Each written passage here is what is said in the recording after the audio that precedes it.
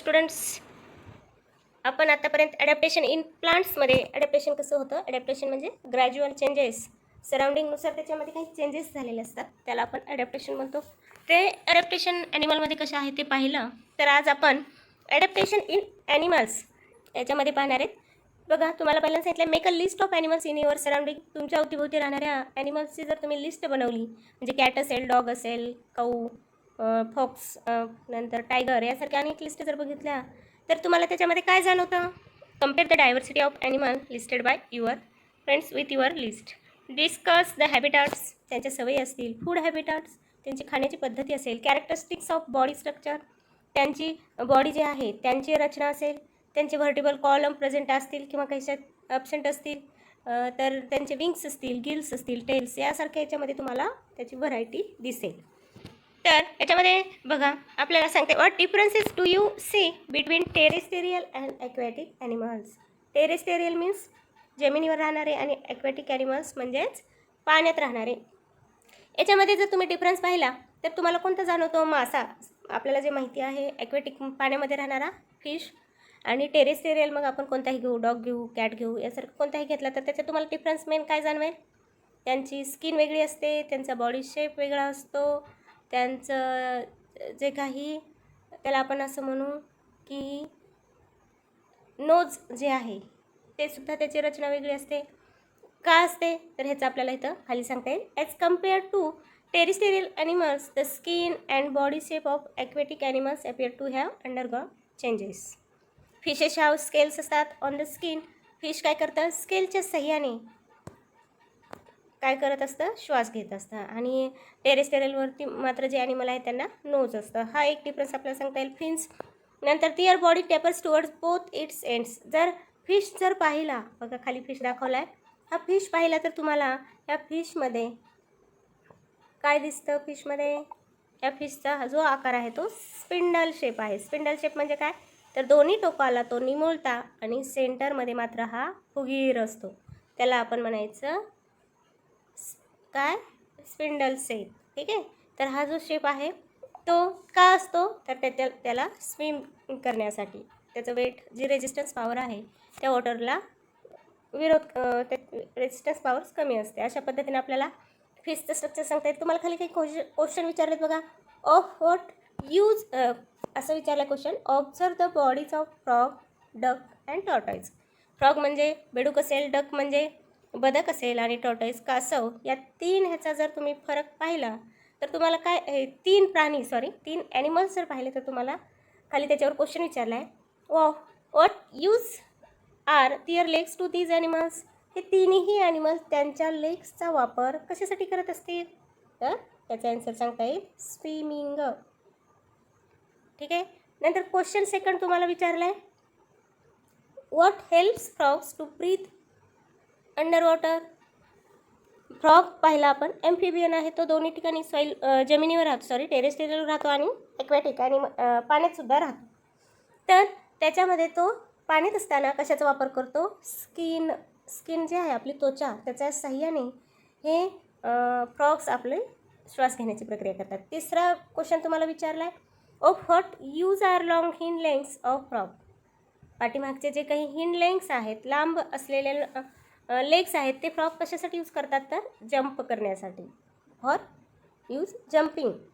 आणि fourth last question विचारलं तुम्हाला, why does and duck get wet in water.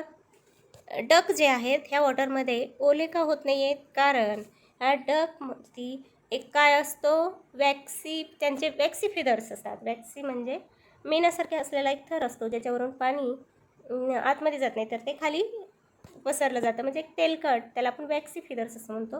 त्यामुळे ते काय होतात तर पाण्यामध्ये ते वेट नाहीत होत, म्हणजेच ओले होत नाहीत. अशा पद्धतीने आपल्याला हे ह्याचे क्वेश्चन सांगता येतील. हे चारही क्वेश्चन नोटबुकमध्ये नोट डाऊन करायचे. नंतर तुम्हाला खाली बघा दिलं आहे, फ्रॉग असेल, डक हॅव वेब टोज असतील. इथे दाखवलेलं आहे वेब टोज कसे असतात, म्हणजेच हे जे लेग आहेत त्याच्यामध्ये हा असलेला पडदा त्याला आपण वेब टोज म्हणतो. त्याच्यामुळे काय होतं, ते they can use legs like ores, म्हणजे त्याचा वल्व्यासारखा, जसं आपण ह्याच्यामध्ये बोटमध्ये बसल्यानंतर आपलं पाणी मागे जाण्यासाठी ते जो काठी आहे ते वल्वासारखं त्याचा यूज केला जातो, म्हणजे हे काय करतात स्विमिंग करण्यासाठी यूज करतो. नंतर water flows of the waxy feathers of birds like duck आणि वॉटर हेन. जी काही पाण्यात राहणारा डक असेल त्यांचे फिदर्सचे कसे असतात वॅक्सी असतात, त्यामुळे ते त्याच्यावरून पाणी तिथे राहत नाही आणि ते उडून जातं. अशा पद्धतीने आणि त्याचा वापर ते स्विम करण्यासाठी सुद्धा करतात. नंतर दे कॅन अंडरलाईन केलेलं आहे बघा, वेब टोज असेल, स्लिपरी स्मूथ स्किन असेल, ट्रँग्युलर हेड असेल, तर help frog to swim easily through water. हे सगळं ह्या ॲडॅप्टेशनमुळे ते वॉटरमध्ये काय करतात स्विम करतात. अशा पद्धतीने त्याचं ॲडॅप्टेशन आपल्याला सांगता येतं. नंतर they can live on land as well as water due to their ability to breathe through the skin in water.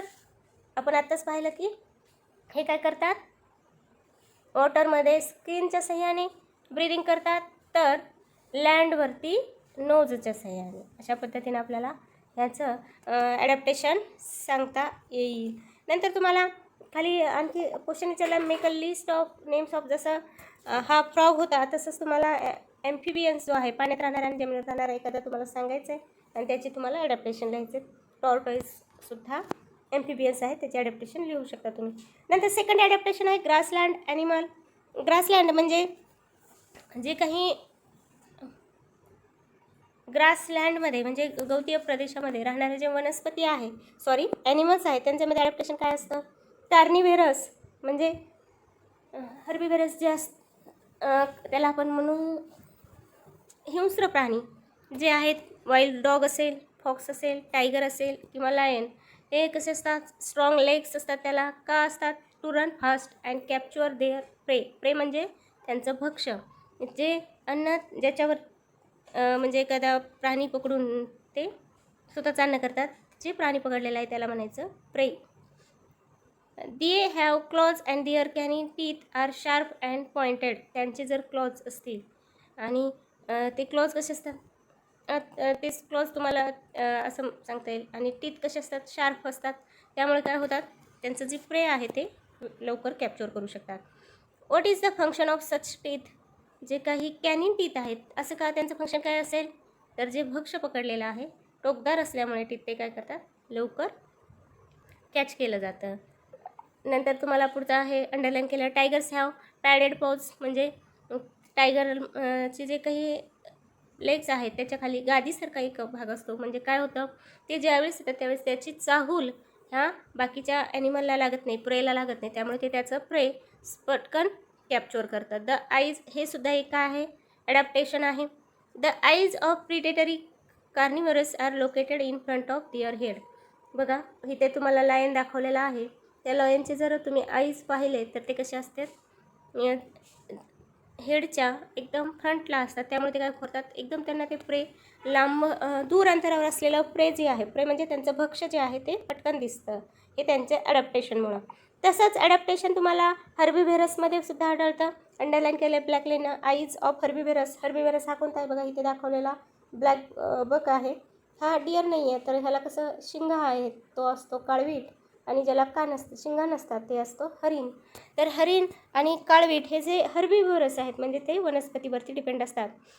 ते जर बघितलं तर त्यांचे आईज कसे असतात फोरहेड असतात आणि आयदर साईड ऑफ हेड, आणि जे काही आपलं डोकं आहे त्याच्या साईडला असतं, त्याच्यामुळे ते काय होतं पसरट जे असेल त्यांची दृष्टी जी आहे ते खूप मोठ्या प्रमाणात प्रिडेटर्स म्हणजे त्यांना ते भक्ष्य दिसतं. Their legs are long and tapering with strong hooves. त्यांचं लेग्स जे असतात लॉंग असतात, त्यामुळे त्यांना आणि त्यामुळे काय होतं माहिती का की त्यांना फास्ट पळता येतं. Their long and freely moving ears can receive sounds.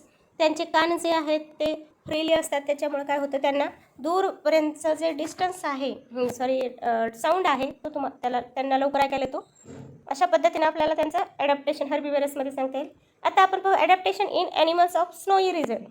बर्फाळ प्रदेशामध्ये असणारे ॲक असेल, नंतर तुम्हाला माहिती ॲक, पुन्हा तिथे असणारे व्हाईट फॉक्स असतील, सिल्वर फॉक्स असतील, लिओपॅड असतील, यासारखे बरेच ॲनिमल्स आहेत जे स्नोई रिजनमध्ये आढळतात. तर त्याच्यामध्ये ॲडॅप्टेशन काय होतं रेड कलरमध्ये अंडरलाईन केले बघा, व्हाईट और सिल्वर बॉडी कलर. त्यांच्या बॉडीमध्ये ॲडॅप्टेशन असतं म्हणजे त्यांचा व्हाईट आणि बर्फासारखा कलर असतो व्हाईट आणि किंवा सिल्वर, त्यामुळे काय होतं ते पटकन दिसत नाहीत.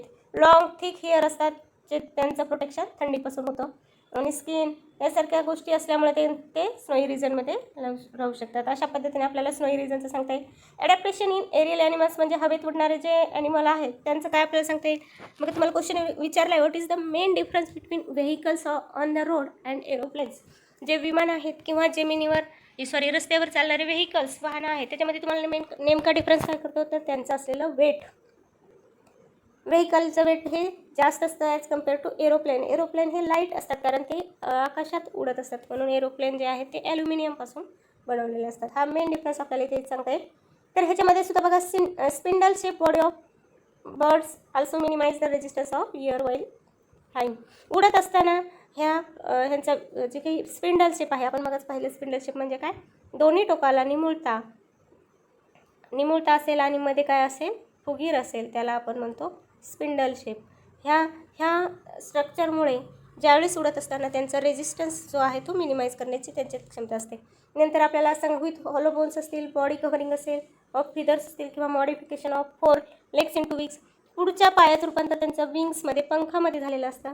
आणि ह्या सगळ्या कॅरेक्टरिस्टिक्समुळे त्यांची बॉडी जी आहे ती light in weight and adapt for flying. Light weight असतं आणि त्यामुळे ते आकाशात उडू शकतं. अशा पद्धतीने त्याचं ॲडॅप्टेशन आपल्याला सांगता येईल.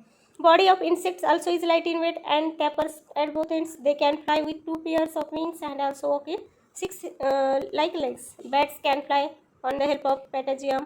म्हणजे वटवाघूळ जे आहे, वटवाघूळ जे आहे ते त्याच्या पद्धतीनं, किंवा वटवाघळला हे पॅटॅजियम असतं, त्याला पंख जे आहे वटवाघळाचं पॅटॅजियम.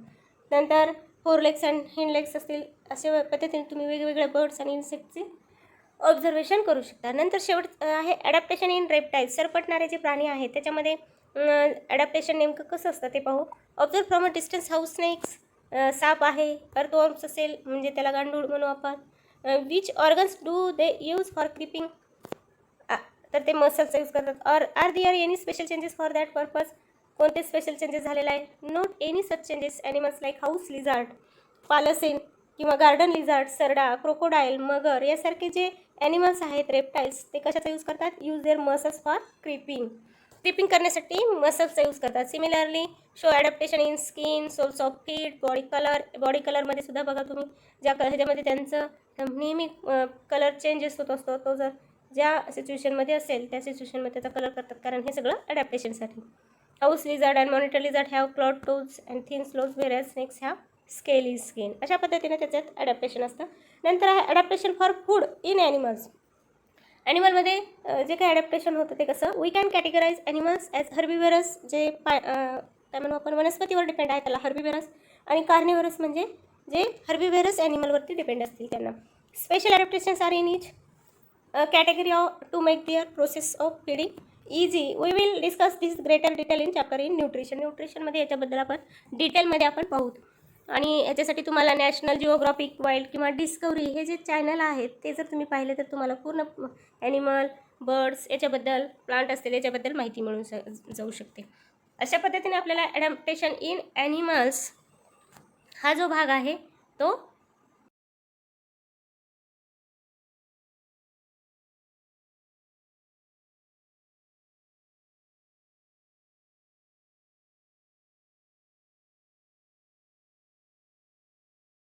पाहता येईल. नेक्स्ट व्हिडिओमध्ये राहिलेला पुढचा भाग पाहता येईल. थँक्यू.